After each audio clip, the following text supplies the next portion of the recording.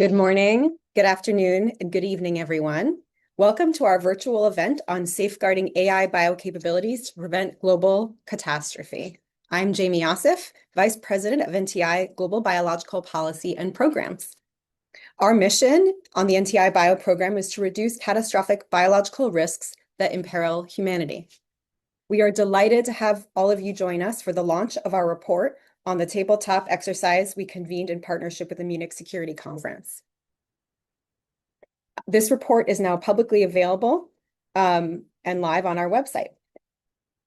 The tabletop exercise and report that we are discussing today takes place in the context of rapidly advancing bioscience and biotechnology developments and their convergence with artificial intelligence. We refer to the tools and technologies at this nexus as AI biocapabilities. Over the past few years, the world has witnessed revolutionary developments in these AI biocapabilities. For example, in 2020, DeepMind demonstrated the capability to predict the three-dimensional structure of proteins through its AI-enabled software, AlphaFold. If you think of cells as factories, proteins are the machines on the factory floor. So this development is a very powerful fundamental capability that is important for driving basic and applied bioscience research. In fact, this scientific contribution was recognized in 2024 through the Nobel Prize in Chemistry to a group of researchers at Google DeepMind and the University of Washington who developed a range of tools to predict protein structure and to design novel protein structures not found in nature. More recently, protein design tools have continued to mature and proliferate, including a number of new and increasingly powerful tools developed in academia and industry. And just a few months ago, model developers at Stanford University showed that they can engineer not just individual biological components like proteins, but also more complex living systems, including at the scale of small genomes. These are examples of biological design tools, which are AI models trained on biological data to provide insights, predictions, and designs related to biological systems. As these examples demonstrate, biodesign tools are evolving rapidly, and future models are likely to enable the design of increasingly complex biological systems.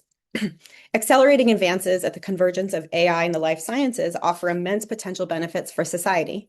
These innovations can improve public health through the development of new vaccines and treatments and faster detection of infectious disease outbreaks. However, at the same time, these advances can increase the risk of deliberate or accidental release of harmful biological agents, including those that could cause a global biological catastrophe that affects vulnerable populations around the world. In July of this year, more than 40 senior leaders and experts across AI model development, bioscience research, and global security signed on to a public statement to draw attention to AI biorisks and to highlight the need for governments, industry, and the scientific community to take action to address them. The statement noted that rapidly advancing AI biocapabilities can lower barriers to malicious actors causing harm with biology, increase the level of harm that they could perpetrate, and undermine current biosecurity and pandemic preparedness measures. Given these important challenges, NTI partnered with the Munich Security Conference in February of this year to host a tabletop exercise to foster discussion among an international group of senior leaders and experts about rapidly advancing AI biocapabilities and the implications for global security and public health. The goal of the exercise was to discuss opportunities and risks associated with rapid advances in AI biocapabilities, and to explore practical, innovative approaches for preventing their misuse while enabling beneficial applications. The exercise was co-chaired by Wolfgang Ischinger, who's chairman of the Munich Security Conference, and Ernest Moniz, co-chair of the NTI Board of Directors. The exercise featured a fictional scenario in which a pandemic is sparked by a deadly engineered strain of enterovirus that was developed by an extremist group using biological design tools. The group, which we call Kill-9 in the exercise, releases the resulting biological weapon, unleashing an outbreak that spreads globally and ultimately causing more than 850 million cases and 60 million deaths. While the scenario in our exercise is fictional, the risks it highlights are very real.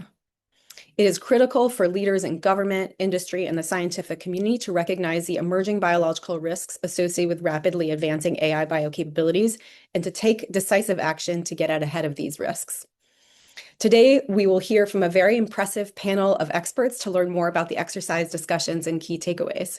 First, my colleague Hayley Severance, who's Deputy Vice President on our NTI bio team, will summarize the main elements of the exercise, share key findings from our discussions, and present the recommendations that our team developed based on those findings.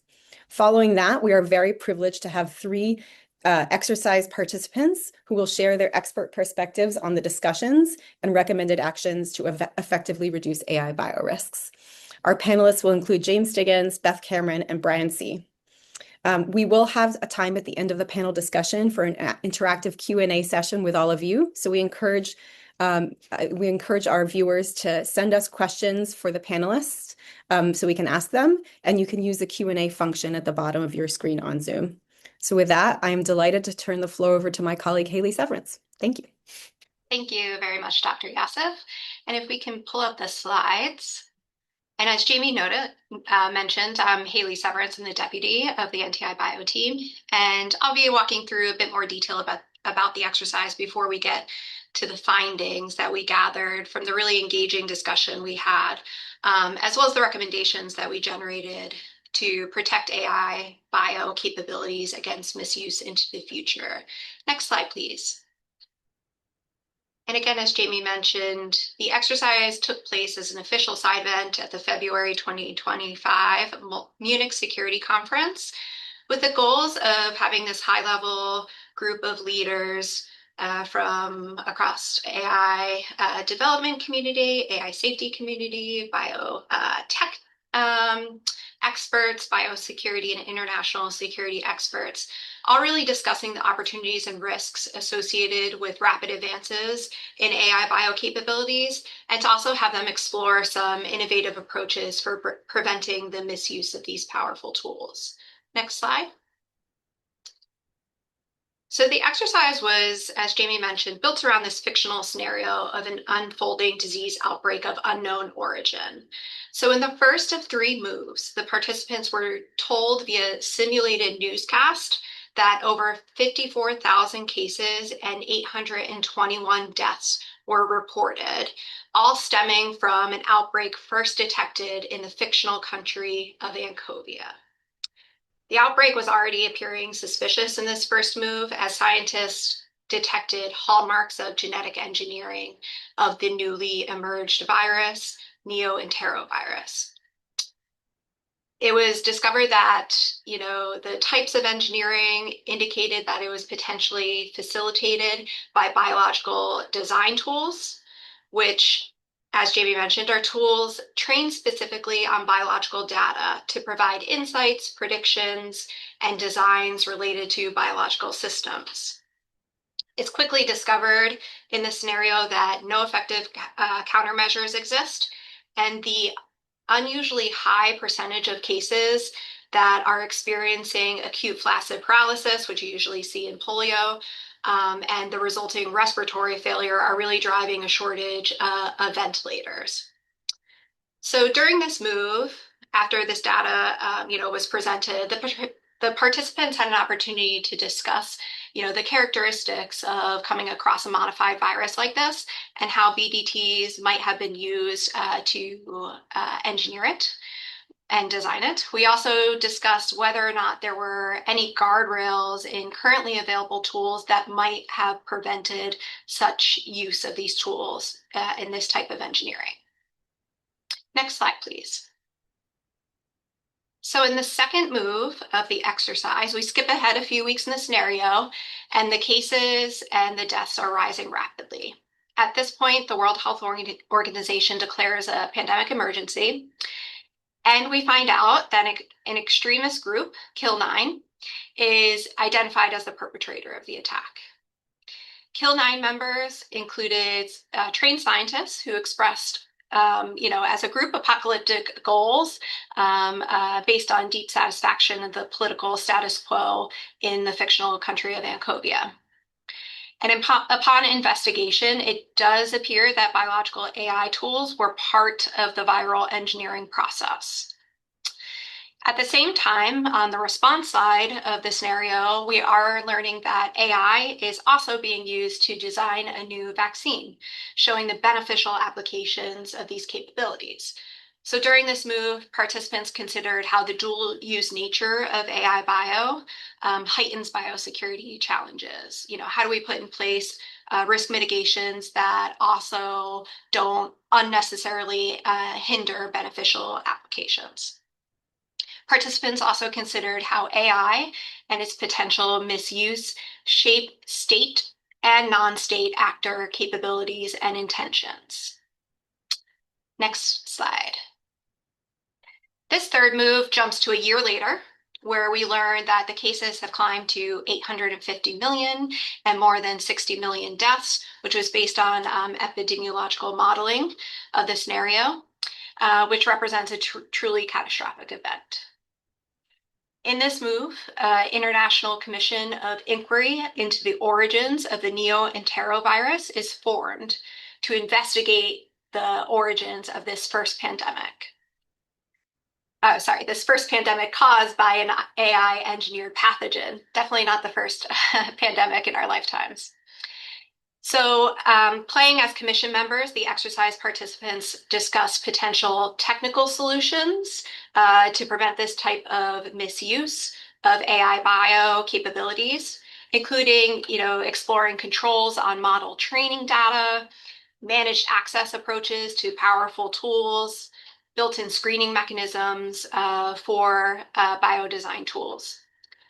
They also discussed governance frameworks, including potential punitive approaches, incentive-based measures, and normative approaches such as codes of conduct at the national and international levels. So these were kind of like all options that were put forward to consider as potential effective measures to prevent misuse. And participants were asked to consider whether each of these measures would be effective, in this scenario, whether they would be feasible, and what's the likelihood that they would actually constrain the beneficial applications that we want to preserve. Next slide, please. So based on the resulting discussion between exercise participants, we gathered the following key findings. The first finding: the group agreed that this fictional, high-consequence bioterror scenario is plausible with current and near-term AI bio capabilities. Second finding: these capabilities are lowering the barriers to bioweapons development while also raising the ceiling of potential harm that malicious actors can create. Third finding: existing security regimes are insufficient to prevent misuse, but there are opportunities to intervene to reduce risk. Fourth finding: AI bio model developers and other industry partners can really lead in developing risk reduction solutions.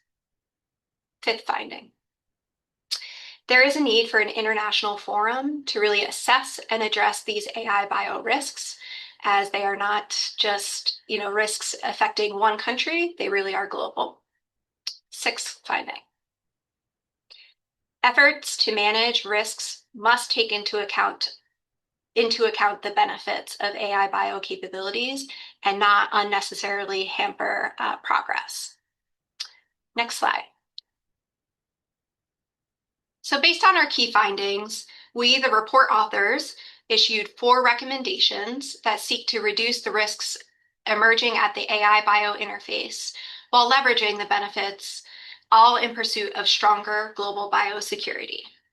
So our first recommendation is that national governments, industry, and philanthropic organizations should politically support and fund a comprehensive research and development agenda to establish effective guardrails for AI biotechnologies and applications.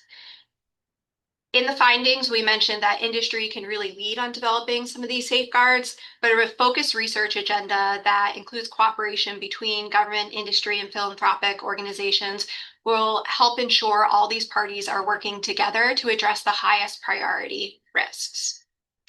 We should do so in a way that really explores both technical guardrails and policies and governance measures, in a way that accounts for the rapid evolution of AI bio capabilities and in a way that supports innovation and incentivizes that innovation in safety and security. Next slide. Our second recommendation really focuses on the important role of national governments in establishing institutes focused on AI safety and security, whose missions include safeguarding AI bio capabilities.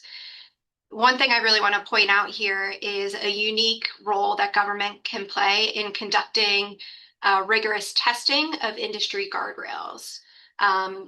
Because national governments have access to threat intelligence information, they're able to effectively test guardrails based on the threats that are posed of misuse.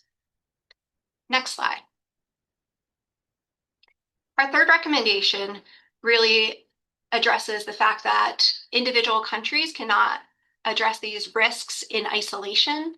Therefore, we recommend that international partners collaborate via a global platform to develop and disseminate best practices for AI bio safeguards. We think that international dialogue can really build trust in the best practices that are being developed and therefore increase the likelihood of their adoption. The fora like this should include participation from national AI safety institutes, as well as partners from industry and academia. The AI Bio Global Forum, which NTI convenes, can provide this platform. The forum has three main objectives, which are really focused around developing a shared understanding of biosecurity risks associated with AI, supporting the development and dissemination of tools and best practices to protect the beneficial application of AI bio capabilities while guarding against risks, and really promoting adoption of national and global governance mechanisms. So this may be a great solution to this global platform, this need for a global platform. And then our final recommendation on the next slide is that our final recommendation focuses on the fact that there are important ways AI can be used to bolster biosecurity and pandemic preparedness. And the global and national security communities, as well as scientific communities, should really leverage AI for its beneficial applications. For example, by using AI to detect and attribute outbreaks, researchers and pharmaceutical organizations can use AI to strengthen biodefense, including by supporting rapid vaccine development. And intelligence communities can leverage AI to identify and disrupt malicious actors attempting to develop or use biological weapons. So these are kind of the beneficial applications that we can use to leverage or to bolster our defenses against such misuse. So that's a summary of kind of the scenario, the key findings and recommendations that we gathered from this really effective exercise. And I'll turn it back to Jaime to facilitate the panel discussion. Great. Thank you so much, Hayley, for a really excellent summary of our exercise and our key findings and our recommendations. And now we have really excited to pivot to remarks from exercise participants. I'm really delighted to be joined by James Diggans, Beth Cameron, and Brian C. And maybe let's take the slides down and I'll introduce our first speaker, James Diggans. Dr. James Diggans is Vice President of Policy and Biosecurity at Twist Bioscience, a DNA synthesis company based in San Francisco, California. He holds a PhD from George Mason University in computational biology and bioinformatics. And at Twist, his group builds cloud-based bioinformatics systems for effective biosecurity screening. Thanks so much for joining us today, James. The floor is yours. Thanks, Jamie. And my thanks to NTI for the opportunity to provide comments on the report. So Twist Bioscience is a manufacturer of synthetic nucleic acids. We're based on the West Coast of the United States. We make DNA in two facilities, one outside of San Francisco and the other outside of Portland, Oregon. Twist was invited to participate in this tabletop exercise, kind of representing the synthetic nucleic acid industry and its role in the scenario. So Twist invests in and operates biosecurity screening systems that are designed to detect sequences that our customers have ordered that may pose some risk of misuse. So when those sequences are detected, Twist follows up with the customer and ensures that they're a legitimate scientific actor, that they have an appropriate sort of scientifically sound purpose for the ordered sequence, And these practices are all put in place to ensure that the products we sell are used responsibly. And those practices are also coordinated across the industry globally via the International Gene Synthesis Consortium, or the IGSC. So we found this exercise to be really quite illuminating. The scenario was well designed, represents what we see as a rather realistic emerging threat. So the use of AI-driven biological design tools to kind of enable the creation of novel biological threats. The existing regulatory mechanisms, practices, biosecurity norms, all that govern the synthetic DNA industry, focus largely on identifying sequences from traditional, well-characterized threat agents. So our systems are very good at identifying attempts to order any of those viral, bacterial, or fungal pathogens or controlled toxins.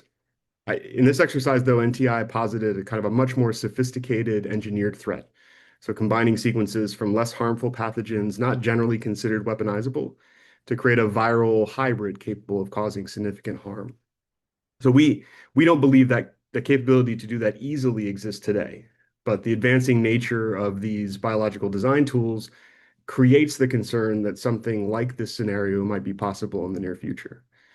Our customers are already benefiting from these design tools. We routinely synthesize highly engineered sequences, but we don't yet, however, believe or see that these tools are capable of creating structures that reproduce harmful function without any similarity to known harmful structures. Those capabilities are not likely far off, and the field is advancing quickly. So I think the report does a good job of calling out the urgency of this situation. So the exercise highlights the importance of using the time that we have while these tools and techniques mature to create defensive capabilities. The report calls out that these defenses should be multi-layered, diverse. I think no one solution will address risk across all models, but that mix of guardrails, managed access, AI safety institutes, and deep kind of ongoing international collaboration are all key components of reducing the long-term risk of model misuse. Our customers use these tools to design the sequences that they order from us. We don't generally witness the design tool use directly. We're receiving the product of that tool use. But mechanisms like transfer of metadata from AI tools to the synthesis provider can help customers to kind of clearly communicate their legitimate intent. And that can help speed order review and reduce screening and follow-up costs for synthesis providers. I think the exercise also reinforced the idea that governments need to invest in building up a broader understanding of mechanisms of pathogenicity, the specific biological structures and functions that pose the most risk. Building AI models designed to identify when a protein can carry out one of those functions, I think will be a critical next step. Synthetic nucleic acid providers could then use these models in our existing screening platforms that would enable us to detect proteins that may pose some novel risk, in addition to detecting the well-understood biological threats. And thanks to NTI for inviting us to participate in this tabletop exercise, and also want to thank them for their continuing work on reducing the risk posed by the use of AI in biotechnology. Thank you. Thanks so much, James. Really appreciate your expert perspective from industry, and especially how this all looks from the DNA synthesis industry perspective, where you're the landscape of the orders that you're facing, the risks that you're sort of navigating is rapidly advancing as these capabilities evolve. So thank you, James, for everything that you're doing to bolster biosecurity with rapidly advancing technologies, and really appreciate your thoughts. Let's turn next to Dr. Elizabeth Cameron. She is a professor of the practice and senior advisor to the Pandemic Center at the Brown University School of Public Health. Beth is a global leader in health security and biodefense. She has served for over 2 decades, both within and outside of government, to facilitate positive change in this important field. Beth has spent 2 tours on the White House National Security Council staff, twice helping establish and lead the NSC Directorate on Global Health Security and Biodefense. And she has many other feathers in her cap that we will share in the bio linked in the chat. Really delighted to have you join us this morning. Beth, over to you. Thanks, Jamie. And thanks so much for inviting me to join you and James and Brian and Hayley today. I was really pleased to take part in the tabletop exercise. As Jamie mentioned, I work at the Brown Pandemic Center, which seeks to reduce vulnerabilities and increase resilience to pandemics and other biological threats. I really want to focus my remarks today on the national security implications for this scenario and on the proposed recommendations in the report. So first, throughout my tours in government, one of the nightmare scenarios that kept me and my colleagues up at night was always the potential development and use of a biological agent, particularly an engineered agent, that could harm a large portion of the population, would lead to the downfall of the global economy. And while these concerns remain, they're longstanding. In my view, AI-enabled tools significantly change the calculus about what might be possible, including when you consider what smaller actors could do in the future. So to explain what I mean by this, I want to rewind the tape a little bit with a couple of historical examples. When I entered the government in 2003, it was during a time when there was a lot of concern about state biological weapons programs. In particular, the massive biological weapons program in the former Soviet Union. And there were facilities like the anthrax production factory in Stepnogorsk, Kazakhstan, which the US government ultimately partnered with the government of Kazakhstan to greenfield to get rid of. These kinds of facilities, though, were relatively hard. They're hard to create. They required a great deal of technical expertise and a lot of resources to develop.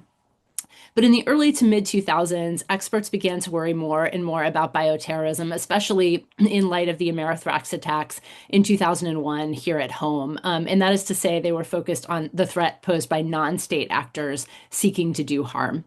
We got more concerned about that. Non-proliferation and counterterrorism scholars have reported on al-Qaeda's nascent biological weapons effort in Afghanistan. And in 2011, the New York Times published on the recruitment of terrorists in the journal Inspire, recruiting for people with microbiology experience to join their ranks. So this is obviously continues to be a concern that states and terrorists could develop biological weapons. And concerns about biological weapons really fall into a few basic categories. And here I should credit experts, including experts like you, Jamie, but also Milton Leitenberg, Seth Karras, Diane Diolis, John Perricchini, and others who've really reported on these issues for years. You need access to know-how by recruiting experts. You need access to handling and storage of an appropriate strain of a pathogen, including by gaining access to labs. You need access to equipment that would be needed to create or access to a laboratory of their own. And you need access and the ability to produce, scale, and dispense a product. For all of these scenarios, the nonproliferation community has appropriately focused in large part on prevention. That is, meaning doing all that can be done to prevent that access to experts, pathogens, and equipment, including through programs like the U.S. Nunn-Lugar Cooperative Threat Reduction Program, which was started by former U.S. Senators Dick Lugar and Sam Nunn. Of course, Senator Nunn also started the Nuclear Threat Initiative in partnership with Ted Turner. There are also global programs with partners and allies that seek to reduce the threat of biological weapons, like the Global Partnership Against the Spread of Weapons and Materials of Mass Destruction and other efforts. These programs have and still do play a really important role in improving safety and security of labs around the world, funding peaceful employment of biological experts, and also pushing for oversight and controls on equipment that could be misused. This work is still critical, it's in danger of being cut, and it must continue. But over the years, newer technologies have emerged, including technologies like DNA synthesis, which James talked about at length, including at the benchtop, as well as gene editing tools like CRISPR. These were created for really important peaceful uses. They're critical. I started my career as a cancer researcher, and these tools have made critical gains in treatments and cures. But they've also made it easier to create viruses from scratch, and they've made it easier to create new pandemic strains. And this made it even more important for governments to double down on preventing misuse, including through policies to oversee dual-use research of concern and policies that looked at creating screening protocols for DNA synthesis.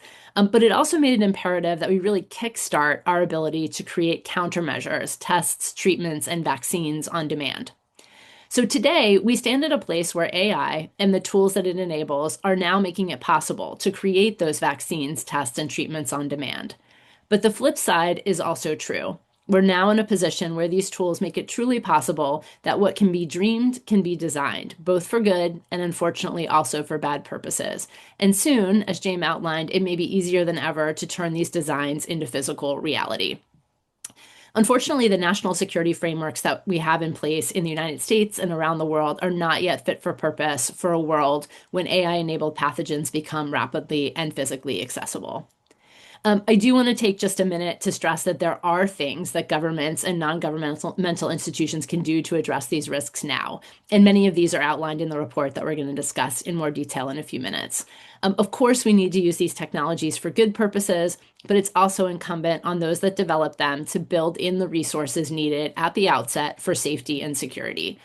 This can be accomplished, as outlined in the report being launched today, by doing things like establishing national and regional AI safety institutes, requiring safety and security support be built into all grants in these areas, and funding innovation in biosecurity and biosafety research and development. In so doing, we can develop countermeasures that we need using AI, and simultaneously, we can work to create guardrails to prevent and defend against misuse. It can't be either or, it has to be both and. And finally, I need to stress that the world has run the experiment on whether or not we're ready for even a moderate pandemic threat when we responded to the COVID-19 pandemic. And what we learned is that society pays a mighty price when we aren't ready for a major biological threat, no matter how it's caused. Millions of lives were lost, the global economy sustained trillions in damages, life expectancy dropped for the first time in decades, and public trust suffered in ways that we are just now beginning to come to terms with, deepening divides across our society. As Ernie Moniz and Wolfgang Ischinger put it in the foreword of the report, we can't allow the pursuit of AI superiority to become a race to the bottom on safety and security. The stakes are too high. And that's why it's so important that we both advance these technologies and innovate to build in the guardrails. Thanks. Thank you so much, Beth. Really appreciate your dedication to the work and your really impassioned remarks about the importance of investing in safeguards and resilience. We're now really privileged to have our third speaker join us, Brian See, who's the founder of and CEO of Concordia AI, which is a Beijing-based social enterprise focused on AI safety and governance. He is also a policy affiliate at the Center for the Governance of AI. Previously, Brian was senior advisor to the Partnership on AI, and he co-edited the book, Global Perspective on AI Governance. And he's well positioned to discuss these issues on a global scale. Over to you, Brian. Thanks, Jamie. Congratulations to the NTI team for this incredibly timely and essential publication. It was a real pleasure to participate in this global exercise. So speaking from the perspective of Concordia AI, from an AI safety and risk management perspective, I would like to share 3 critical findings and implications from this exercise. First, I think one of the immediate threats is that AI could significantly lower the barrier for non-experts to plan and design dangerous biological agents. I will focus on the risk posed by large language models. The International AI Safety Report noted that in 2024, the accuracy of large language models in answering bioweapons-related questions increased from just 15% to 80%. Our Frontier AI risk monitoring platform built at Concordia AI also evaluates over 40 frontier large language models on the ability to troubleshoot real-world wet lab protocols. Results show that several of the leading models already match or even exceed the performance of human experts. According to one benchmark, the O3 model, a frontier reasoning model, outperformed more than 90% of expert virologists on a subject matter test that focuses on complex virology lab protocol troubleshooting. Moreover, biological design tools are expected to integrate with large language models soon, enabling non-experts to access and operate specialized tools using simple natural language interfaces. Second, we're also facing a critical deficit in safety measures and also guardrails to govern the associated risk. Our analysis conducted through the Frontier AI risk monitoring platform revealed that fewer than 10% of large language models today exhibit refusal rates that exceed 80%. Critically, the worst performing model recorded a refusal rate of only 5%, which means that there is a very high tendency for the model to comply with rather than reject potentially malicious user requests.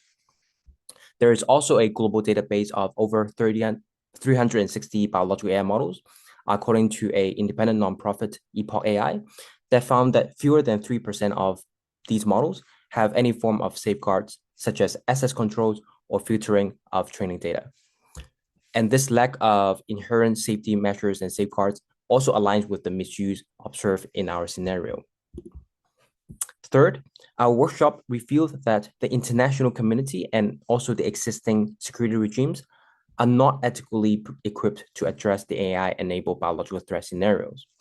Current biosecurity frameworks and institutions, including the BWC and WHO, seem to lack the necessary expertise and adaptive capacity to respond to these rapidly evolving risks.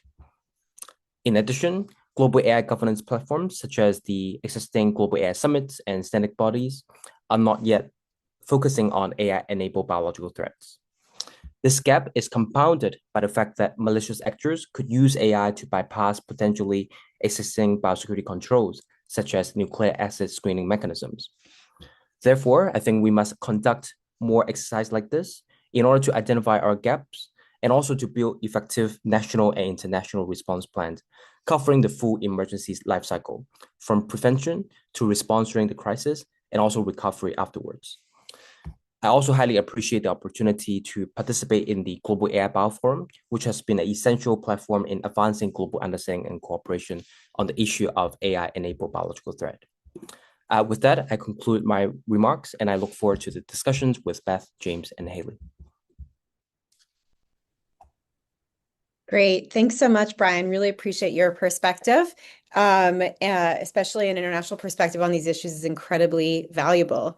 We're now going to pivot to an interactive discussion part of our panel today. I'm going to use the moderator's prerogative and ask our panelists to several questions. If we could just, yeah, great. If we could just bring all four of the three of the panelists up on the screen, that's great. And then we will take some audience questions. Once again, if you can put your questions into the Q&A function at the bottom of your screen, we can take as many questions as we have time for. So thanks so much, Brian, Beth, and James for participating in the exercise and for sharing your perspective today and for your continued commitment to reducing these risks. So I'll start with one question, which is just what needs to happen now?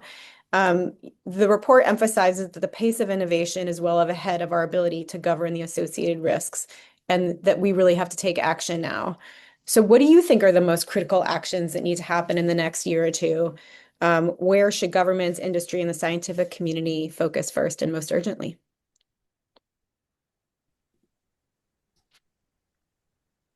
I'm happy to jump in first, Jamie. Great. So I mentioned this, but I think that we really do need to change the way that we view funding for biosafety and biosecurity. For decades, it's really been something that gets bolted on at the end. We develop a new tool or technology, and then we think, oh my goodness, it could be misused. How are we going to prevent and build in guardrails? And really, and this is starting to happen, credit to Twist and other really positive actors in the field for their work on DNA synthesis screening and other tools. But we need to, at the outset of developing new models, at the outset of our explosion of work in biodesign and biodesign tools, we need to be really calibrating and catalyzing we need to capture the imagination of bioscientists and technology developers of the future to be interested in biosafety and biosecurity as an innovation, not just as a policy bolt-on that happens later, but actually as an integral piece of the technology development. And maybe just a quick example that I love, the Coalition for Epidemic Preparedness Innovation, CEPI, through their pandemic preparedness engine, which is an AI enabled vaccine design platform to support their work to develop and deliver vaccines rapidly to novel viral threats. They're modeling a program that I think really should be replicated by others by designing and implementing biosecurity safeguards while they're developing this tool. So they have a very clear positive purpose: develop vaccines, deliver them to the world for any potentially pandemic threat. And while they're developing the AI tools to make that possible, they are building in biosecurity guardrails on the front end. And I think everyone should be considering that in the field. Thanks so much, Beth. Brian. I would say that it is critical for governments, industry, academics, and also philanthropic organizations to kickstart and support a comprehensive research and development agenda in order to establish guardrails across really different stages of preparedness and also the AI development lifecycle. And I think we need to adopt a defense in-depth approach. And I will just give a few examples. So first, at the AI development and training stage, one concrete measure would be removing hazardous biological data from the training set. For instance, developer of a leading biological AI model have tried to exclude viruses affecting humans, and it has been discussed in a Nature paper. The UK AI Security Institute has studied how data filtering could also minimize bio-threat knowledge in some of the large language models. And recently, this approach of data filtering is also recommended in the AI safety and governance framework by a leading national standard setting body in China. So I think it is critical to now fund and support further studies to determine how to define hazardous in the training data, and also how this approach could be scaled effectively across some of the frontier models, whether it's large language models or biological AI design tool. Second, I think there is also a really critical opportunity to secure the interface between agentic AI systems and biological design tool. In the next few years, agentic AI systems could have the ability to call on biological design tools and also increasingly automated cloud labs, which could lead to unintended consequences. So to manage that threat, I think it will be useful to study managed access frameworks tailored for this interface, and also to consider mandating human in the loops or different policy controls for certain high-stakes scenarios. And then finally, I think we should also secure the interface between digital design and the physical execution. As mentioned earlier, in the exercise, malicious actors could use AI to bypass some of the existing DNA screening mechanisms. And it might be useful to also fund research to study how AI could also be leveraged as a defensive tool to improve detection and monitoring mechanisms, and whether there are opportunities to set and improve international standards around the world. Thanks so much. Both of you mentioned the importance of investing in biosecurity by design early on in tool development and guardrails, as well as other measures, which I think is really useful. There's often a lot of discussion about regulation, or we're not ready to regulate, and we don't want to sort of be overzealous and hamper science. And I think a lot of us, agree that we need to figure out what the solutions look like before we require them. And that's going to, we don't have off-the-shelf solutions that are ready to go. We're going to have to invest in this innovation agenda that, and sort of tap the knowledge base of the community to really find the solutions. And so I really appreciate those comments from both of you. James also mentioned metadata solutions and sharing that can help with DNA synthesis screening. So those are all really great ideas. And we could talk about this particular piece for hours, but I would love to move on. Unless, James, did you want to comment on this piece before we move on to the next question? Maybe the only thing I'll add to what my colleagues have already said is that there is a really critical need to start being very clear about what we're defending against. So right now we have lists of all the things that happen in nature that we know are bad. That's not the level of detail that we need to build guardrails against harmful biological function. We need to actually go do the hard work to figure out what are the biological functions we want to defend against. If you have something that reproduces the function of Ebola but looks nothing like Ebola, that's still dangerous. And so we need to figure out how to make steps in that direction. Great, thank you. All right, so our next question is really about the broader context in which we're all finding ourselves.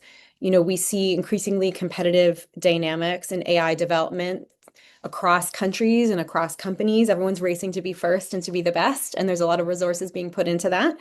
But how do we address the fact that this runs the risk of a race to the bottom on safety and security and the potential consequences of that? How do we create incentive structures that encourage cooperation on safety and security instead of corner cutting and competition? Maybe I can take the first swag at that from an industry perspective. I can say from the gene synthesis industry, a lot of that grew out of the industry recognizing that there was significant reputational risk to misuse, and learning from folks in the national security space about weaponization and about nonproliferation. These are not topics that most people pick up in their undergrad or graduate education. And so I think there was a really important kind of two-way set of communications between industry and governments to learn about the risks and to learn about what industry could do to reduce them. And then the importance of taking those steps to reduce not just the literal risk of misuse, but also the risk reputationally to the company. And it's not just specific companies, but it's the industry writ large. So what you don't want to have happen is to have some bad actor carry out an action that turns the society at large against not just your company, but the whole technology portfolio. So something like GMOs in the 80s, You really want to avoid that. And so I think companies, once they kind of understand that that's what's at stake here, often understand that it's in their best interests to be proactive in putting these defenses in place.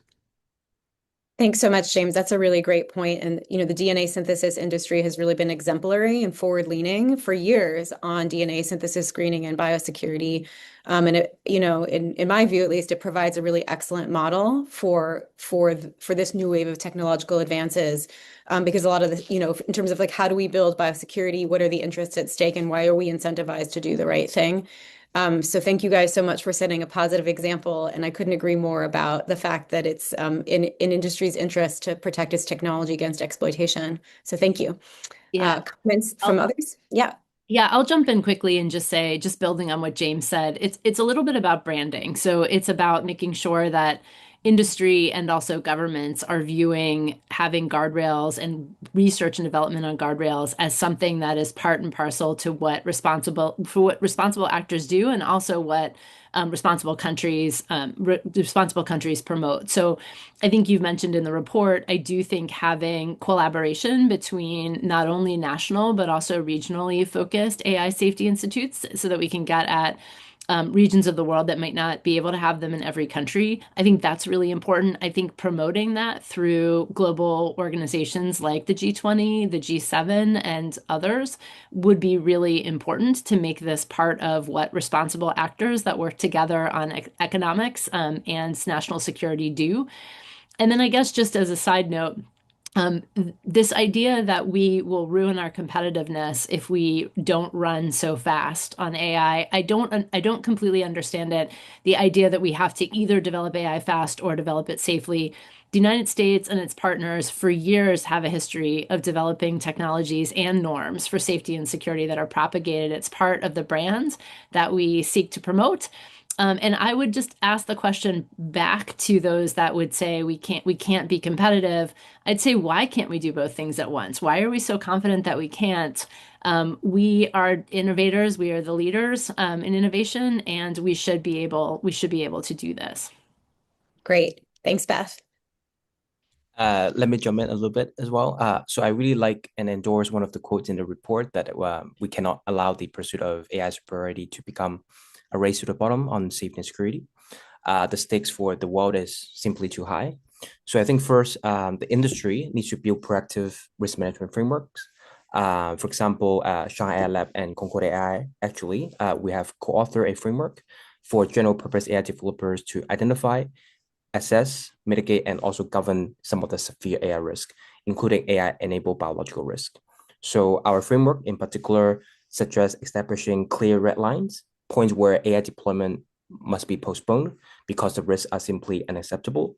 And also we call it yellow lines, sort of emerging capabilities of concerns and have early warning indicators that would trigger extra safety medications.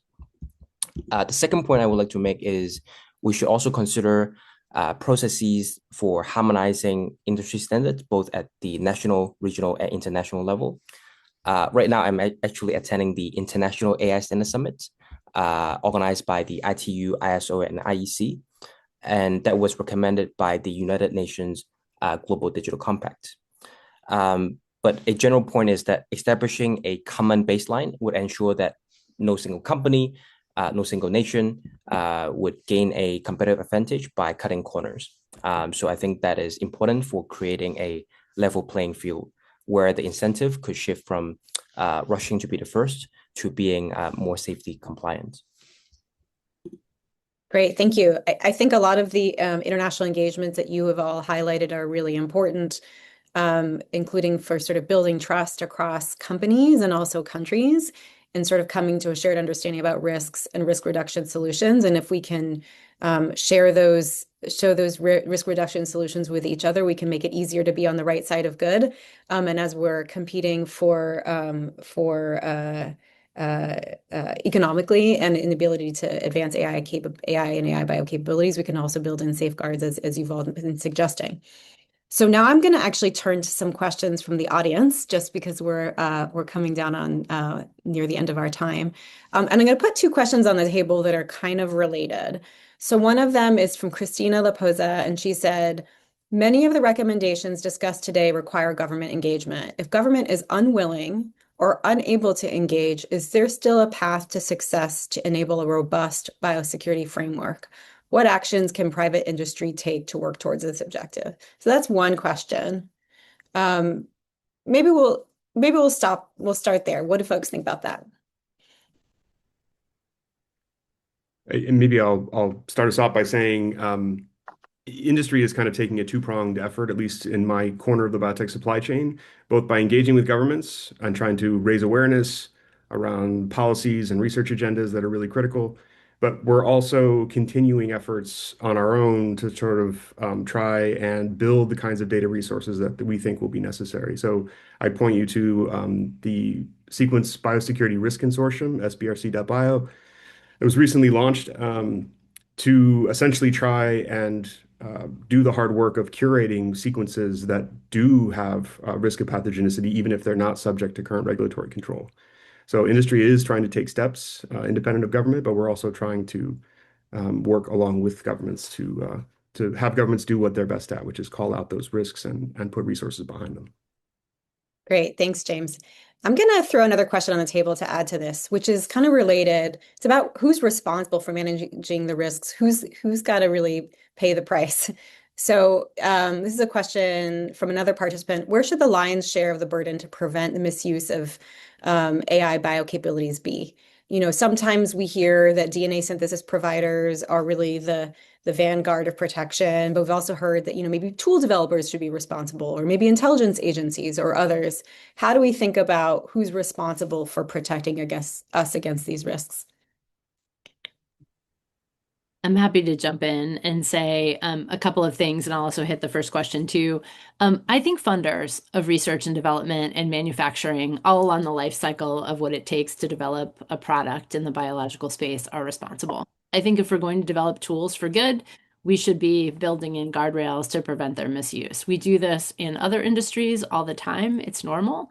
I think that this is part of the cost of doing business in R&D. The challenge with that, of course, and back to the first question, is that needs to be something that is internationally recognized. It doesn't work if some funders are doing it and other funders aren't, and you create this weird this space in the competitive ethos where people are worried about who's going to develop the tool more quickly, which brings you to how does industry actually and how do funders outside of government actually work to promote this kind of ethos. I think we do need some big funders, some big research funders who are philanthropists, some big research funders who are in the private sector to continue to do the right thing and to do even more of the right thing in some industries by promoting this safety and security as part and parcel of doing business, and also making it clear that they're going to continue to race forward to develop the positive benefits at the same time. I still believe that it can be done. I guess the other thing I would just promote, you mentioned the AI Bio Forum that NTI hosts, which I think has been a really positive, I participate in it, I think it's been a really positive asset in just bringing together not only governmental actors, but also scientists, philanthropists, and also private industry. I think we need more of that. And we need international organizations that are focused on industry, like IBIS, the International Biosecurity and Biosafety Initiative for Science, to be looking at this issue. They're looking at DNA synthesis screening already. I think we should also be focusing on AI biorisks. Great. Thanks, Beth. Did you want to chime in, Brian? Yes, I agree with what has been said by Beth. I think there are different phases of what need to be done. So in the prevention and mitigation phase, I agree that Global AI Bio Forum has been very useful for exchanging best practices and building international norms. And I think AI and the life sciences model developers in industry are really important for developing some of the safeguards and also putting them in place for implementation. And in our exercise in the Munich Security Conference, unfortunately, there was a crisis scenario.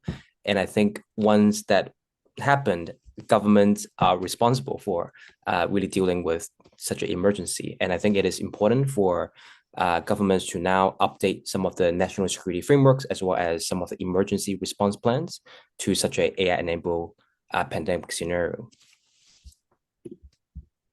Great, thank you. Okay, so I think we have time to squeeze in one last question before we wrap, and that's really about the potential upside benefits of AI bio capability. So we talked about this during the exercise. We started talking about it today. In addition to managing the risks, there are opportunities to sort of harness the benefits of AI bio capabilities that are increasingly powerful to strengthen biosecurity and pandemic preparedness. So what do you view as the most promising options to use AI to protect against biological catastrophe?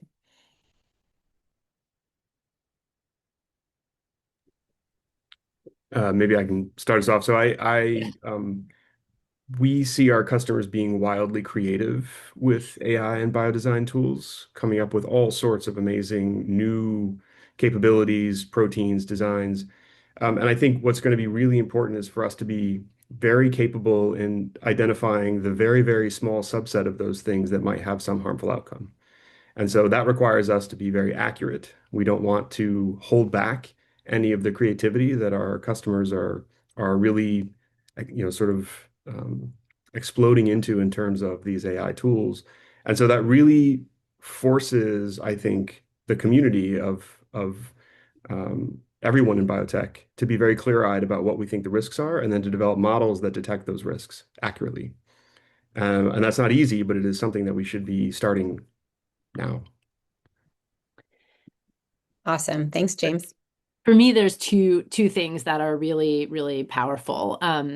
First, I think it's the achievement of the 100 days mission. So the ability to use AI tools to create countermeasures, which ultimately, if we can stop outbreaks faster and mitigate pandemic harms, this creates the kind of resilience that can ultimately deter the development and use of biological weapons if we were able to respond to any pandemic threat quickly that comes our way. So that's number one. I also think we need to use AI-enabled tools to help public health responders and other emergency responders be ready for any kind of emerging threat. We saw that a huge challenge during COVID-19 was locally adapting protocols to be ready, to be able to open businesses, to be able to open schools, to be able to respond and track outbreaks effectively. One of the things we're doing at the Pandemic Center with a number of partners is working on something we're calling Binder, bringing intelligence, navigation, and data to emergency response. This is an AI-enabled toolkit for state and local responders so they can query and access vetted response protocols for different types of emergencies. So I think promoting those kinds of tools is really important. Great.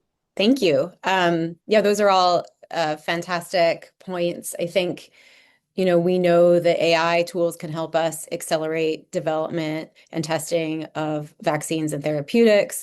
We know that they can help us improve our biosurveillance capabilities so we can detect and characterize novel pathogens more quickly and learn about them. We know, we're starting to think about creative solutions to use AI tools to bolster biosecurity and enable us to detect, like more quickly in an automated fashion. What are the sort of sequences that might be dangerous that we should be sort of flagging and perhaps taking action on? We may be able to apply it for intelligence as well. For example, to detect, maybe we can find signals in the noise of illicit bioweapons development that's happening covertly. There are a lot, and then as Beth noted, a lot of other creative applications to enable more effective response at the state and local level and possibly at the national level as well. So there's a huge amount of opportunity here as well. And so as we're thinking about, safeguarding these technologies and preventing misuse, we want to make sure that we do it in a way that still enables all the really tremendous beneficial applications. Well, this hour has gone by incredibly quickly. I think what I'm left with now is just to thank everyone. I think wanted to remind folks that the report that we've produced to summarize our exercise and our key findings, once again, is available publicly and on our website, and so you can learn a lot more about our discussions there. There it is. There's a QR code and there's a picture of our report. There are many, many thanks that I would like to give to a lot of people who've made this important work possible. I will sort of provide a high-level overview. So first of all, huge thanks to our panel discussants today, James, Beth, and Brian, for participating in the exercise and for sharing their incredible insights with us today, and for all the work that they do every day for really to advance biosecurity and pandemic preparedness and to reduce risks. We're also hugely grateful to the Munich Security Conference, who we've partnered with over multiple years to run various tabletop exercises to highlight high consequence biological threats. We're grateful for their continued support, and in particular, Ambassador Wolfgang Issenger, and for co-chairing this exercise with us, along with Arnie Moniz. Also, thanks to our colleagues at Deloitte, specifically Ryan Ritterson and Audrey Serlis, who helped us support development of the exercise, and including the epidemiological model that underpinned the fictional scenario that we talked about today. And there are a lot more details about that in the report. Kevin O'Prey was our moderator for the exercise and guided us through these really important conversations, and also served as a co-author of the report. I'm also deeply grateful to Hayley Severance, who joined us today, as well as Nikki Turan, both of whom served as co-authors for the report and helped develop and set up the exercise. Many thanks to the NTI Bio team for running this webinar, and for making everything work behind the scenes, and our colleagues on the communications team at NTI who helped us produce the report. And finally, I just wanted to extend many thanks to all of you for joining us for this webinar today. And thank you for your continued interest in these important issues, and have a wonderful rest of your day. Thank you.